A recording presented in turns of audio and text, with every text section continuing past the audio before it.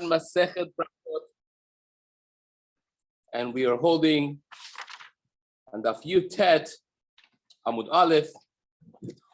Just finished the fascinating discussion of the knowledge of deceased about the happenings of this world, and that really segued in a discussion of speaking behind the deceased, behind the back of the deceased in a negative way, whether or not they care about it, they know about it, they don't know, they do care, they don't care. And the Gemara brought the story of from Rav Papa, how somebody spoke negatively about Shmuel after his passing.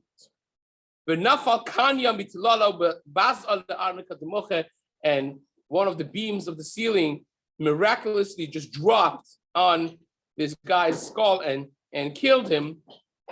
And the Gemara said it's not necessarily a proof that they care or they know even, but it is a proof that Kadosh Baruch Hu cares about the kavod of the Talmidei Chachamim. Kutsha brichu tava b'koreh of a surba merabanan. Hashem revenges the disrespect to the Torah and to the scholars of Torah. And that really brings us to today's Gemara about the same subject, the last narrow line. The Gemara says, Kol ha-mesaper achar mitatan shel talmidei chachamim nofel beginam. If a person speaks negatively about the Talmid Chacham after their passing, nofel beginam, he's going to go to a very hot place. Shenemar, as the pasuk says, v'hamatim akalkelotam. David HaMelech says, hamatim akalkelotam. If a person does tilt in a crooked way, and this again is a play on hamatim, gemita akalkelotam. You speak negatively. Yorichem Hashem el po'alei avin. Shalom al Yisrael. Hashem is going to bring them to a place that po'alei avin, the people who act crookedly and negatively, they go there, and therefore, Shalom al Yisrael. Says the Gemara. The drasha of this, the explanation is afilu b'sha'ah, even in the time Shalom al Yisrael, that everything is good, HaKadosh Baruch Hu brings them to Po'alei Avin. HaKadosh Baruch Hu brings these individuals to a place of negative people, which is Geina. Tana the Rabbi Yishmael, in the Midrash of Rabbi Yishmael, they learned, Im ra'ita talmid chacham she'avar avera b'layla, al taharher acharav b'yom shema'asat tshuva. What do you do if you see someone of high stature, someone that's a talmid chacham, do an avera? Now, there are two things over here. A, if you see something that's questionable, for instance, the Rambam writes, based on the Gemara says Masechet Shabbat, Daf Kuf Chaf Zayin 127, the Gemara says a person should always be giving the benefit of the doubt. Kol adan et havero lekaf zchut. When you judge other lekaf zchut, danin oto min hashamayim lekaf zchut. Hashem also judges you lekaf zchut. That gives you the benefit of the doubt as well. Now, is that an obligation for everyone? When you see somebody that is not frum and he is driving on Shabbat, is that the same thing than seeing the rabbi of the community driving on Shabbat? Is that the same thing or not?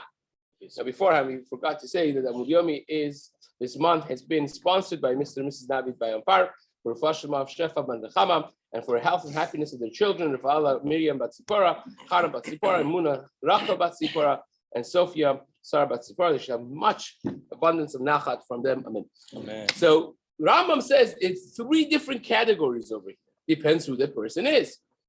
If the fellow is a rasha, someone that's not necessarily very particular about keeping the mitzvot, then you don't have this obligation. If you see the guy is not shomer Shabbat and he's driving on Shabbat, so what? You're supposed to fool yourself to think, oh, it must be some pikuach nefesh, something. No, the fellow is not shomer Shabbat. If the person is a tzaddik, someone that is righteous, and you know that they are righteous, like in the individual that is a Tamei Hacham. So even if you see they're sitting in McDonald's and they're eating a sandwich, you see it from afar, they're literally eating a sandwich in McDonald's. You say, look, probably what happened is he had his own sandwich. He was tired, he had to sit somewhere. So he went there and he said he's eating sandwich. You have to literally twist yourself out of norm, to some extent, out of logic, out of line of logic, to be able to give them the benefit of that. If someone is a Benoni, is not a Rasha, and he's not a Tzaddik, he's a regular person, generally speaking, keeps the mitzvot, but he's not known to be a righteous individual necessarily, then Rambam says you do it within reason. That means if you see them driving on Shabbat, you say perhaps some pikuach nefesh has come up, something of life-threatening situation. His wife is giving birth, is mutar to drive, and so on and so forth. But if he literally goes and you see him take a sandwich from the counter of McDonald's and rip through it, so then you say, yeah. If it's not literally possible, unless you really bend the logic, then you're not mechuyav to do that. So those are the three categories of giving the benefit of that. Now imagine you can't give the benefit of that. You saw someone literally do an avera, and the guy is a Tamei Hacham. So even a Tamei Chacham, says the Gemara, in Ra'ita Tamei Hacham, if you see a scholar, Torah scholar, Shavar avera balayla, that he did an avera yesterday, al ta'arhera harav bayom. Today you should not think bad about him behind his back. Shema asat tshuva, because maybe he did tshuva, even though that he did something negative. It's not a matter of giving the benefit of the doubt. Says the Gemara, maybe he did tshuva, so you shouldn't. So then the Gemara says, Shema sal kadatach, maybe he did tshuva, ela vadai asat tshuva. But vadai he has done tshuva. For sure, we assume that he has done tshuva, because again, he's a person, goes together with that Rambam, that he is a person that does not let negativity stay with him. So a person falls, a person makes a mistake, but he definitely is a type of person that's going to do tshuva. Says the Gemara, that's only things avera that's begufo. Does not involve other people. But in financial things, for instance, that involves someone else. If you see him steal at night, so in the morning you say what? Maybe he did tshuva. You can't do tshuva like that.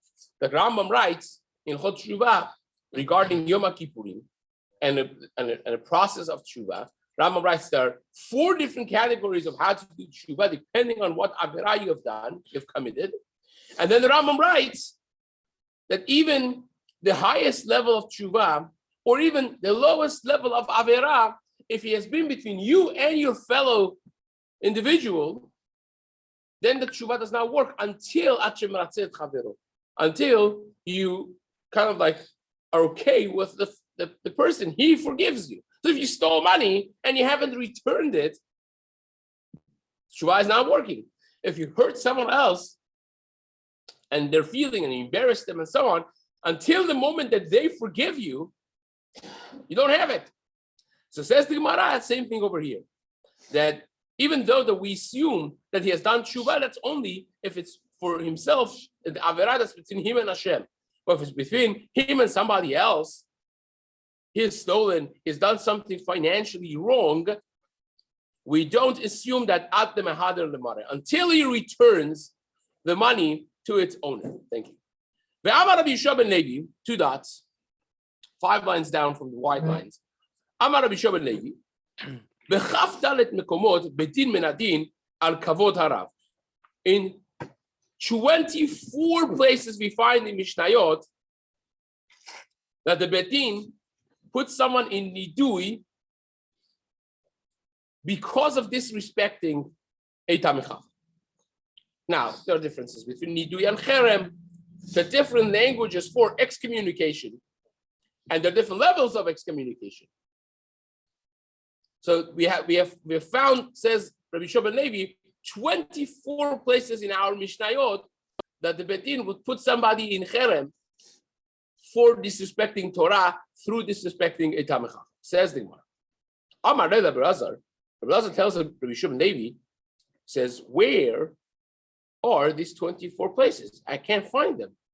I don't seem to be remembering 24 places in Mishnayot. Says, where are they?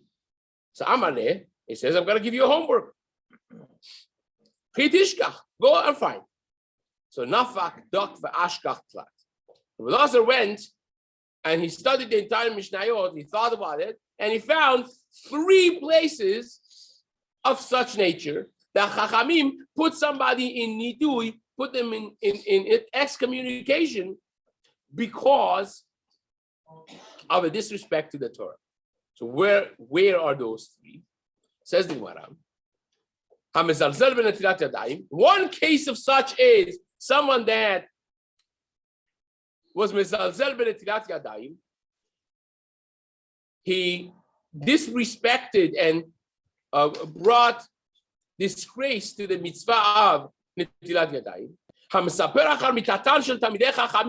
The second one is somebody that spoke negatively behind a deceased Talmid Chacham. And the third one is someone that spoke presumptuously and with haughtiness in regards to HaKadosh Baruch Hu. Now, let's see each one of them, which Mishnayot do you see this from? Each one of these cases. So says the Gemara, which one is someone that spoke negatively about a deceased Talmid Chacham? It's none that we learn in the Mishnayot. This is the Mishnah in Idiot. He used to say, now we're going to see who this person is, because it's going to become somewhat of a debate in the Gemara. But he would say, "En mashkin lo et hagioret velo et hameshuchreret." When you talk about mesota, a woman that was did something questionable in regards to the fidelity of her level of moral, sexual reliability to her husband, and now it's questionable. In a normal scene, you would have the husband give a kinui, give a warning, and if she would go and seclude herself with that individual, then you would have a whole process of sota. So says the Mishnayot there, this individual would say that the mesota would not apply to a gioret, to an individual that is a ger tzedek, someone that was not born biologically. You don't do this to. And also meshuchreret. Meshuchreret is a shivcha that now you let her free, and she becomes also, technically speaking, for all practical purposes, she becomes a full-fledged Jew, like a gioret, like a convert. Shivcha is a maidservant. So that also becomes halachically a Jew. It has the same status of a gioret. So he would say that the parasha of sota does not apply, is not applicable to a gioret, because the pasuk says Bnei Yisrael, and that is to exclude people who are not biologically Jews, not practicing Jews, but biological Jews. So that's what he held. Chachamim disagreed. They said, no, anyone that is a practicing Jew, you do give them mesota, you do give them to drink, the whole parasha of sota is applicable to them. Fine. So says the Gemara, they told this individual, Chachamim, and they argued with him. They said, I'll prove it, we will prove it to you. Because there was a case that Shmaya and Avtalion, they had a case of a shivcha meshuchreret.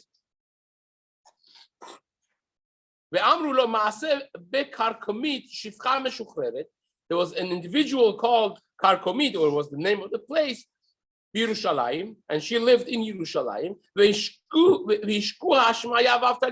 And she was a subject to this parasha of sota, and they gave her to drink.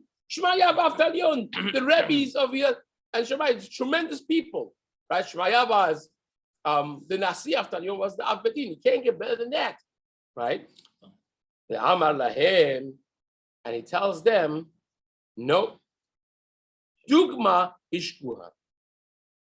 So you know why they gave her to drink?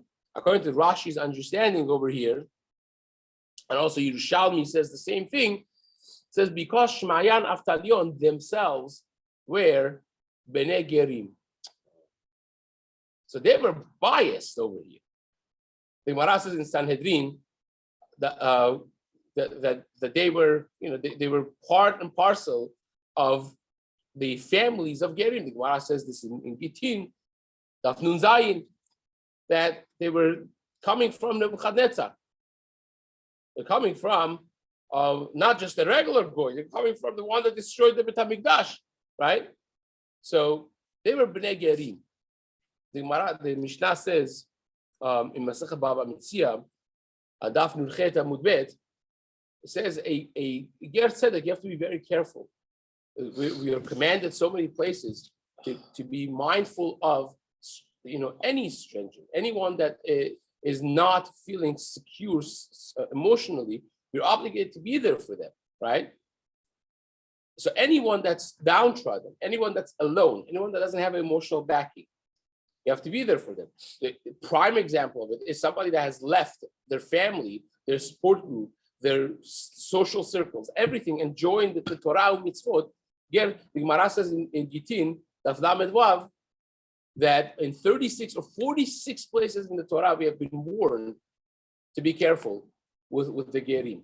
Emotionally, be careful with it. So the Mishnah in Daf Nun Chet 58 in Bava Metzia says that until 10 generations, that's a lot of years. Talk about at least 300 years.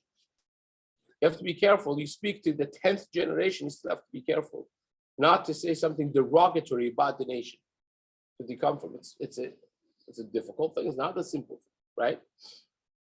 Nevertheless, says the Gemara, Shmaya Avtalion, the Gemara says they were Bnei Banav, they came from the people who destroyed the Beit HaMikdash. Now, the Radal, there are those who say they themselves were Geri. Shmaya Avtalion. It's not so simple because, as I just said a minute ago, Shmaya Avtalion were the Nasi and the Avbedin. A ger cannot assume the positions of Surara like that in first generation, as the Torah says, right? So therefore, the main Mefarashim say no, they cannot have been themselves first generation converts. But the Radal disagrees, says no, they were first generation converts. But the reason that they were appointed to these appointees, usually you would not use converts because they were the best. If you don't have anyone as good as them, you'll do it. You don't sacrifice the quality of Torah because of this law, and that's why they could have been actually themselves getting. But be that as it may, this guy said Dukma Hikshku, that means they were biased in giving her the thing. Really, halacha is like me, that by gerim, by converts, you don't give them mesota. Why did they do it? Because they were biased to say that a ger has all the halachot of a regular biological Jew because they themselves were ger. That's a disrespect. Speaking behind the back of deceased Shmaya Avtalion. And what did Chachamim do to them? Venidu. They put this fellow in nidui. And what happened? He did not apologize for it. Umet beniduyo. And he died while being in excommunication. V'saklu betin et arono. And they stoned his aron.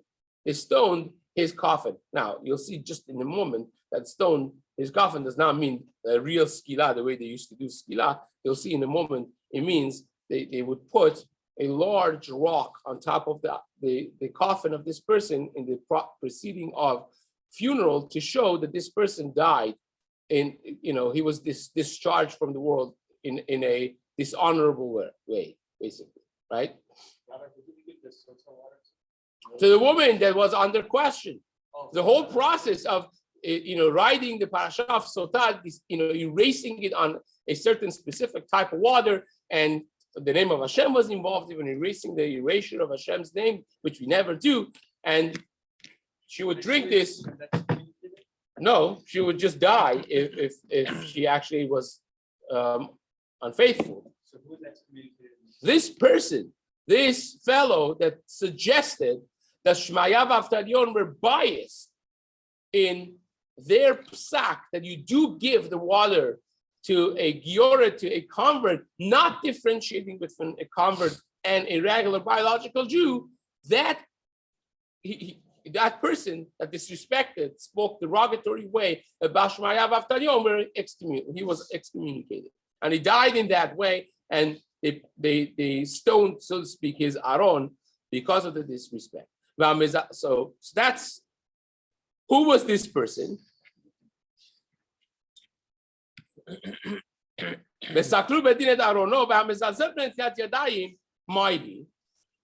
Now, so who was this person that this happened to? Akavya ben Mehalalel. Akavya ben Mehalalel, who is mentioned in the Mishnah in Pirkei Avot, I think it's Perek Aleph, Mishnah Gimel. He was the one that actually this happened to, says the Gemara. So the Gemara says, what's the second case? The second case of someone that disgraced the mitzvah of Netilat Yadayim. Which case is that? Ditnan, as we learned in the Mishnah, Amar Rabbi Yehuda. Rabbi Yehuda said, this is again in the Mishnah in Ediot, and the Gemara in Pesachim brings this Mishnah as well. Amar Rabbi Yehuda, Chas v'shalom she'Akavya ben Mehalalel nitnada. Chas v'shalom, to say that Akavya ben Mehalalel was subject of excommunication in this way. Why? She'en azaran in elet al kol adam. This is why the Gemara brings this in Masechet Pesachim, because when they brought Korban Pesach, of course, it was all in Erev Pesach, and the way it was done was that people would get into Azara, those who were bringing Korban Pesach, and then they would lock the doors of Azara, and then they would bring the Korban Pesach. It would happen more than once, but all of them within a few hours of Erev Pesach. So basically, every Jew, so to speak, of Klal Yisrael would end up in Azara on Erev Pesach. So en Azara nin elet, the doors of Azara were never closed on anyone better than Akavya ben Mehalalel. That's a tremendous praise to be given to an individual. Says the Gemara, Rabbi Yehuda said, en Azara nin elet al kol adam, all the people, individuals in Klal Yisrael, none of them is like Akavya ben Mehalalel bechokma ubetara ubeyirat chet, in sheer pure knowledge of Torah, chokma, his capability, mental, intellectual capacity, and in Tara, in purity of heart and soul, ubeyirat chet, and in fear of HaKadosh Baruch Hu, and in yirat chet, which is even a higher level than yirat shemayim. Akavya ben Mehalalel, no one was like him. He's the highest level. So chas v'shalom, to say that he did such a disgrace, to disrespect the Shmaya v'Avtalion's status. Et mi nidu. So who was the subject of the nidui? Et Elazar ben Chanoch. They put in nidui Elazar ben Chanoch shepikpek benetilat yadayim. Netilat yadayim is a mitzvah darabanan, and he was mezalzel benetilat yadayim. He disgraced the mitzvah. He did not take it seriously, and so on. And they put him in nidui. Uchshemet, and when he died, shalchu bedin vehinichu even gedola al arono. The bedin sent agents to put a rock on top of his aron, on top of his coffin, to show that this person died, in a disgrace. He was not a proper, upstanding citizen. To show any person that is put into nidui and he does not do tshuva and he dies in his nidui, bedin soklin et arono. The bedin stone his aron, which now we know doesn't mean that they stoned the aron. That means they put a rock on top of his aron to show to the people is not for disrespecting him, he's dead. Is for people to see that this person, you could die in a disrespectful way, right? In a dishonorable way. Yes, it does, but for outside the realm of this talk right now. How do we put this together with someone who has a shita against the rabbis? Well, that's very, very good. Now we're going to discuss that in just a moment, if time allowing. Says the Gemara. Who is the third one? Who is the one that spoke presumptuously towards HaKadosh Baruch Hu, towards the heavens? Ditnan. We learned in the Mishnah.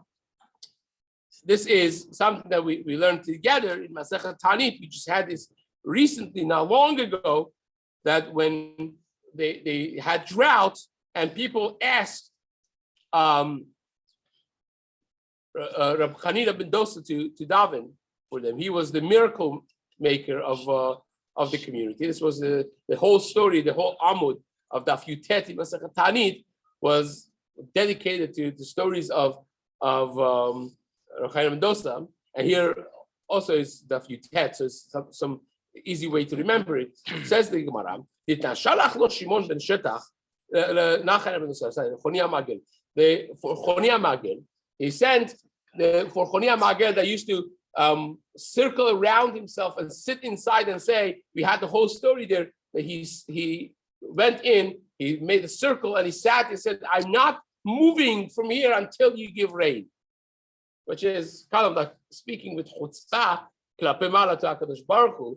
What kind of chutzpah is that? He said, I'm forcing you to do it. I'm not moving until you give rain. And then the droplets of rain came. I says, no, that's not what I asked for. I want real rain. So real rain. Started pouring cats and dogs. I said, no, this is already too bad. I want rain that's with bracha. It's strong, but not destructive. So he was like speaking, negotiating with HaKadosh Baruch Hu exactly what he wanted. It's like, putting an Amazon order and with return policy and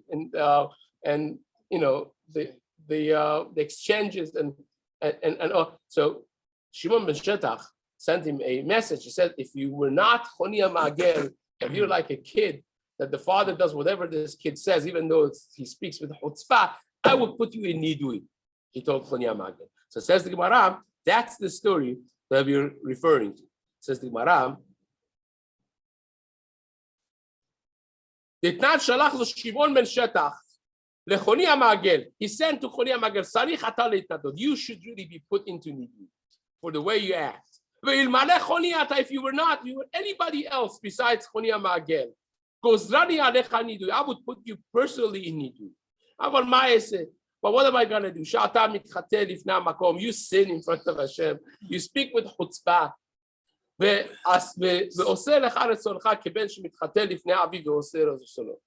You do it with a disrespectful way, and yet HaKadosh Baruch Hu listens to you like a son that speaks with chutzpah, with disrespect towards his father, and yet the father, because of the love that he has towards his son, does what the son wants. And on you the pasuk says, that your parents, your father, your mother should be happy with you. The one who gave birth to you should be rejoicing for having a child that is so righteous, so tzaddik in front of HaKadosh Baruch Hu, that Hashem listens to whatever they ask for. So says the Gemara, those are the three. But two leka, that's it. You found only this three. There is no more than this three. V'ha'ika the Tani of Yosef. We learned in the Braita, Tani of Yosef, Turdus ish Romi, hinihigat b'nei Romi le'achila an g'daim mekulatzin b'leil Pesach. Turdus from Rome, he made a custom, a minhag, that people Erev Pesach would actually make something very similar to Korban Pesach. It would not be a Korban. They would not make it Kadosh. They would not say this is Korban Pesach. But they would actually have a fire-roasted lamb, Rosho al-Karav, whole, roasted whole, exactly the way Korban Pesach would have been made, in order for them to remember. This is after the Churban, for them to remember the actual mitzvah of Pesach, not to be forgotten, and the excitement that goes with it, and so on. So he did that. And Shimon ben Shetach sent to him, Ilmale tudus ata, if you weren't such a righteous and special individual like you are, tudus, goes rani alecha nidui. I would put you in excommunication. Why? Shata ma'achilet Yisrael kodashim b'chutz. You are causing people to eat kodashim b'chutz, holy korbanot type of meat in outside Eretz Yisrael, outside the time of the Beit HaMikdash. Why is that? Because someone that sees the onlooker sees that they're making, says, "Oh, must be that Korban Pesach doesn't need Beit HaMikdash, right? Doesn't need Beit HaMikdash. Therefore, the truth is, it doesn't need Beit HaMikdash. It's not necessarily a need, but you need other things. You need a Kohen, you need perhaps Techelet, you need Tara, you need a lot of other things involved with it. Well, it's complicated, the talk by itself, but people may think that this is actual Korban Pesach that you're making, and the onlooker goes home and says, "Oh, I didn't know we could make Korban Pesach. Bring it. Harez Pesach. I'm going to make this Korban Pesach," and then you made Kodashim in Chutz La'aretz, and of course that is a massive mishap. You don't want that to happen. So therefore, it says, if you aren't who you are, I would absolutely put you in Cherem, in Nidui, because of what you're doing, which is taking a chance on something very negative. Again, you see, Chacham Obadia says even nowadays, when you shop for meat for Pesach, don't say, this meat is for Pesach, right? Don't say that this is, because then you may end up in this same issue that will be considered as if you made the thing of Korban Pesach. Like this is for Passover holiday. That's a different story, right? But when you say Pesach, that sounds like a Korban Pesach, that could become questionable. Also, when we say matzazu on the table, Gamliel says, "Kol shelo amar shlosha devarim elu," you're not yotze Pesach matzah umaror. When you pick up the matzah, you pick it up. When you pick up the maror, you pick it up. But when you want to speak about Korban Pesach, you don't pick up the zeroa b'shelah that you have, even though that's not roasted and it's not any of those things. We still want to make sure that we don't get into this whole problem. So we just point to it. We don't pick it up for this same reason. So says the Gemara. So you find another example. You said only 3, and this is another example that he disrespected the Gezerah of Chazal, that he should not make a similarity of Korban Pesach in that way, and Todos Ishromi went against them, and Shimon ben Shetach said, "I will put you in Cherem." So you see from here also, if you disrespect Chachamim, you'll be put in Cherem. The Gemara says, no, when we say 3 times, we're talking about only Mishnah. We're not talking about Braitas and Gemaras. So it says the Gemara, wait a second. This is Braita, so you're not counting it. You can't find anything else in the Mishnah. I'll find you one in the Mishnah. Va'ika Hatanan Chatchu Chuliot Venatan Chol Ben Chulia LeChulia. If you have, there's also again a Mishnah that the Gemara has brought this in Masechet Baba Metzia. We have spoken about this, the famous Tanur Shel Achnai, the machloket between Rabbi Eliezer Agadol, Rabbi Eliezer Bar Hurkanus, and his counterparts, all of the other Chachamim, Rabbi Gamliel, and mainly Rabbi Yehoshua, which was his counterpart in that Gemara. But this is also a Mishnah in Eduyot in Perek Zayin, in the 7th Perek. So the Mishnah says, if you have a tanur that became tameh, right? Now the Torah says, if you have a metal vessel and it becomes tameh, so it's a process, you make it tahor. But if you have a kli cheres, if you have earthenware, and that becomes tameh, what do you do with it? You break it, yishaber. Amen. Ceramic, kli cheres, anything that's made out of dirt, right? So, says the Gemara, says the Mishnah there rather, how about if the Torah says yishaver, when you break it, it becomes tahor. So you have this vessel, it became tahor, you break it, and now the pieces of it you could use for taharot. Every piece of it alone is tahor. When you break it, it becomes tahor. The status of tum'ah evaporates, goes away. Now, the obvious question is, can I outsmart the Torah? How so? When the tanur became, when this massive kli, they used it as an oven, we'll put fire in the bottom, and the walls, they would stick dough to it to make bread. So if it becomes tameh, it's expensive to go buy another one. It's big. So I have an idea. I'm going to cut it to rings, right? Slice it basically. Now I broke it, right? What's the difference if I smash it with a hammer or I slice it? So now every ring of it is tahor. Then I'm going to cement them back together and reconstruct the tanur. Well, the tumah shouldn't come back again because every piece is tahor, right? Tahor plus tahor plus tahor plus tahor plus tahor gives tahor. And who held like that? Rabbi Eliezer, Berachot 19a. Rabbi Eliezer, Chachamim disagreed. Chachamim held that if you put it back together, you reconstruct it, it's tameh. And there was a massive debate between them. And they brought all the rayot, and he brought all the rayot. They didn't accept his rayot. They didn't accept his proofs, and he did not accept theirs. Right? Now, to your question that you asked, when you have such a case, if they cannot convince each other, the halacha from the Torah is acharei rabim la'atot. You go after the majority, and he was supposed to accept them. He did miraculous things. He says, if I'm right, the river should go backwards. And miraculously, water start going backwards. He said, we don't accept that. We're not a miracle worker nation. He said, if I'm right, the tree should be uprooted. It fell. The walls should fall. It tilted. At the end, he said, if I'm right, Hashem should say it. Bat kol, a heavenly voice should come and say, I'm right. And lo and behold, a bat kol came and said, leave my son Eliezer, halacha is like him. Rabbi Yeshua got up on his feet and he said, with all due respect, Hashem, you have given us the Torah and you have given us instructions, lo bashamayim. A Navi cannot tell you halacha. A bat kol cannot tell you halacha. Well, now becomes a massive debate because we find in Masechet Yevamot on page 13 that we learned that halacha is like Betigal because a bat kol said so. So we're not discussing, maybe tomorrow morning we'll discuss that a little bit. So we're out of time right now. But Rabbi Eliezer got up and said, Hashem, with all due respect, Rabbi Yeshua said to Hashem, with all due respect, we cannot accept. And we are in the majority, halacha is like us.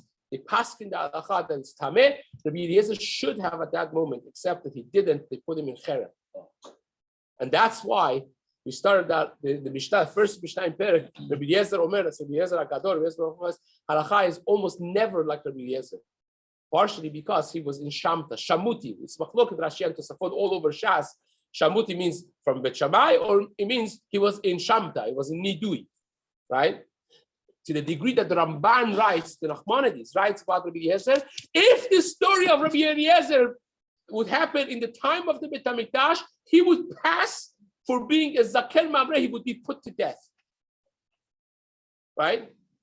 So that's the level of severity we're talking over here. But nevertheless, you see that if you go against Chachamim, you disrespect the majority, you're put into Cherem, says the Gemara, and tomorrow we'll see exactly how we deal with this.